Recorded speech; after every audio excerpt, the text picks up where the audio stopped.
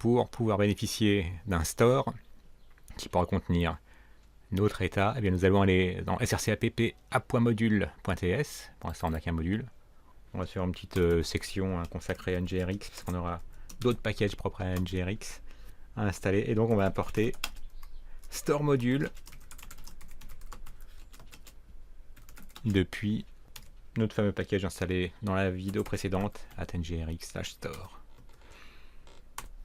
En bon et bonne développeur et développeuse Angular, vous savez que un module, ça s'ajoute au tableau des imports. Mais ça n'est pas tout. La logique ensuite d'utilisation est assez proche de celle qu'il y a avec le routage. C'est-à-dire que il faut appeler la méthode forFeature ou bien forRoute. Bon, on commence évidemment par forRoute quand c'est le premier package qui va disposer du store sur lequel on déclare qu'on va utiliser notre store. Il va nous indiquer ce qu'il souhaiterait qu'on lui ajoute, et bien qu'on lui ajoute des reducers. On va voir ensemble ce que c'est. Pour l'instant, on n'a pas de reducers, donc on va se contenter de passer un objet vide. Alors, déjà dans cet état, relançons l'application pour voir ce qu'elle va nous afficher.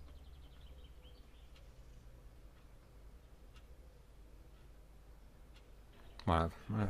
F12 pour voir les outils de développement. Bon, l'application marche toujours. Donc, le fait qu'on ajoute un objet vide en guise de réduceur, ça ne l'a pas gêné.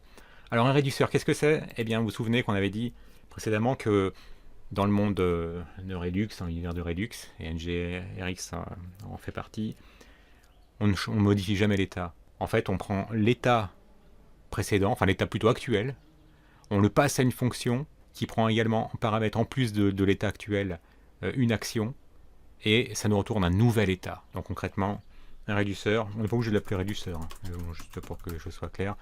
Un réduceur, c'est une fonction qui prend votre état actuel, ainsi qu'une action, et qui vous retourne un nouvel état.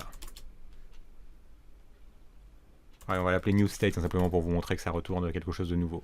On va voir comment générer ce nouvel état. Et une action, alors direz-vous, qu'est-ce que c'est une action? Eh bien tout simplement, c'est encore un objet. Tout est objet, enfin beaucoup de choses sont objets. C'est un nouvel objet qui dispose simplement d'une propriété qui est obligatoire, c'est son type, et optionnellement d'un payload. C'est-à-dire ça peut être de la donnée supplémentaire. Donc ça c'est optionnel. Bon, si on reprend l'exemple de notre crêperie, vous vous souvenez, ça c'est son état, donc son état initial c'est celui-ci. Alors on va plutôt s'intéresser à celui où on ajouterait une crêpe supplémentaire. Non, oui, une crêpe supplémentaire. Allez, c'est cet état-ci. Imaginons que l'état actuel de votre application ce soit celui-ci, de votre restaurant de type crêperie, et que vous ayez envie d'ajouter une crêpe pour que son état devienne celui-là.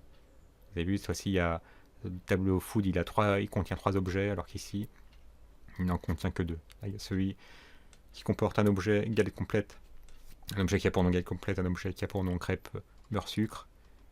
Et bien là, dans l'état que vous aimeriez qu'il ait ensuite, après être passé par votre réducteur, vous aimeriez qu'il ait toujours sa galette complète, toujours sa galette mexicaine, mais qu'en plus il ait une crêpe beurre sucre. Eh bien vous pourriez, en payload, passer cette chose-ci, cette crêpe pas beurre sucre, la crêpe mexicaine, celle qui est ajoutée. La galette plutôt mexicaine. Voilà concrètement à quoi servir une action. Eh bien, en payload, elle recevrait la nouvelle galette, celle que vous auriez envie d'ajouter. Et en type, vous pourrez dire par exemple, le type ce serait add galette par exemple. Mais bon, comme nous on est en train de faire un compteur, eh bien notre action, ce serait toujours un objet qui aurait une propriété type. Eh bien, comme nous on n'est pas en train de faire une application de restaurant, de crêperie, eh bien nous on a besoin d'actions qui sont propres aux actions qu'aurait à gérer un compteur, à savoir l'action d'incrémenter, l'action décrémenter. Eh bien un objet, une action, c'est tout simplement un objet qui comporte alors minimum une propriété, la propriété type, et donc on décide que le type ce soit increment, au moins c'est bien descriptif. Et eh bien on pourrait très bien ne pas mettre de payload si on voulait. C'est-à-dire que ce qu'on ferait, on fournirait à notre réduceur l'état actuel. Bon, l'état actuel dans le cas de notre compteur, qu'est-ce que ce serait? Ce serait tout simplement un objet qui aurait, on l'avait appelé total, hein, notre propriété, qui aurait un total. Alors, il vaut combien en ce moment le total? Il vaut 2. Hein, c'est sa dernière valeur, on voit 2.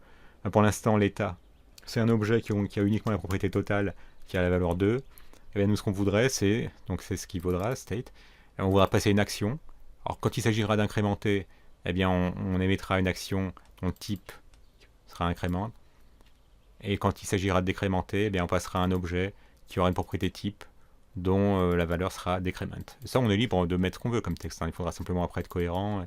Et dans le réduceur, dans la logique qu'on va ajouter, qui sera un simple switch case, eh bien, tester si, concrètement, si le action.type vaut increment ou si action.type vaut decrement. Voilà, c'est tout bête. Donc un réduceur, c'est une simple fonction qui prend un état, une action, et qui vous retourne un nouvel état. Ce qui veut dire que concrètement, nous allons créer dans notre counter component, déjà on a besoin de notre store. Alors, comme toujours dans le monde Angular, puisque Redux, là, ça a été à NGRX, c'est une adaptation de Redux au monde Angular, eh bien on sait qu'on va bénéficier de l'injection de dépendance pour pouvoir disposer de notre store. Donc on va injecter une instance de store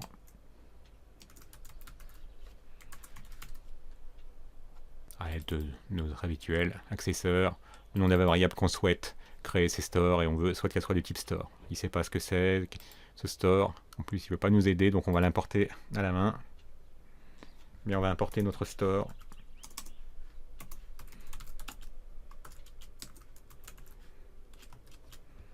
Depuis ngrx/store.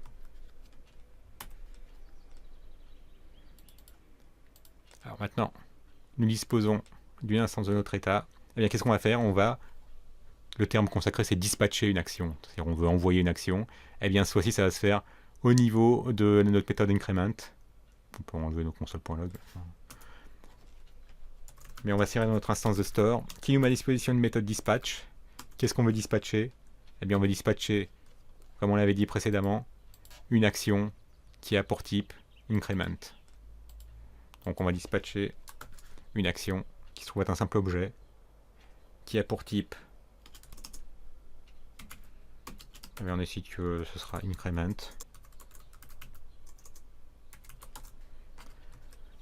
Et on va quand même ajouter un payload, hein, c'est facultatif, mais là, dans ce cas présent, ça pourrait suffire. Hein, à chaque fois que la méthode dispatch est implémentée, eh bien, que le réducteur se contente de modifier notre état pour lui ajouter un, mais on va être plus explicite, on va dire que en payload qu'on souhaite que lorsqu'un incrément se produit, eh bien l'incrément soit de 1. Voilà. Toujours bien d'être explicite. Et dans le cas du décrément, on le fera un peu plus tard, puisque là maintenant, on dispose à l'aide de notre instance de store de la méthode dispatch qui nous permet de dispatcher cette action. Il faut maintenant qu'un réduceur prenne en charge cette action, ce qu'on va faire dans la prochaine vidéo.